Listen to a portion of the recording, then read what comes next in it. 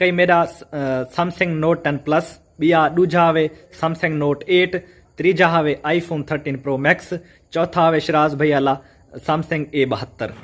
अस्सलाम वालेकुम, क्या हाल है? तबीयत से ठीक है? मैं हाँ मोहम्मद अरशद, तो तुम वेखते पियो मेरा यूट्यूब चैनल जो ये मुंडा। तो आज वीडियो शुरू करने पहले जी साढ़े चैनल तो ना मैं जल्दी ना साढ़े चैनल सब्सक्राइब कर देना, बेल आइकन बटन मान प्रेस करके ऑल तक आ चो ताकि जी सारी नई वीडियो बन दी और नोटिफिकेशन सारे नाल पहलू वाड़े तक पहुंच सके। तो बात करें आज मजेदार वीडियो। तो जैसा कि तुम पता है तो आजकल यूट्यूब ते दे खबर आ रही है कि बल्कि मैं भी खबर दी आई कि वेले मुंडे के घर चोरी हुई हो, तो मोबाइल सारे चोरी हो गए।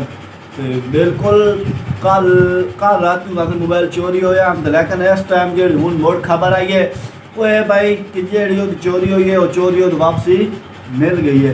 तो चोरी उन्होंने की हमसाया बिल्कुल उन्होंने घर के नाल घर उन्होंने जो चोरी की है। तो जो चोरी की ना हालत थोड़ी मैनू कन्फर्म कोई नहीं, तो जी मैं तो ना कन्फर्म होंदा इंशाल्लाह थोड़े नाल जरूर शेयर करे सा।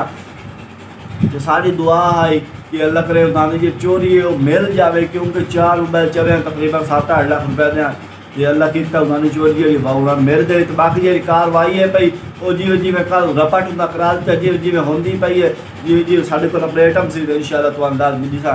तो थैंक करें आज वीडियो का एंड। उम्मीद है तुम्हें सारी वीडियो पसंद आई। अगर वीडियो पसंद है सारे चैनल जरूर सब्सक्राइब करो। तो फिर मिलते इंशाल्लाह नई वीडियो नाल, तब तक के लिए अल्लाह हाफ़िज़।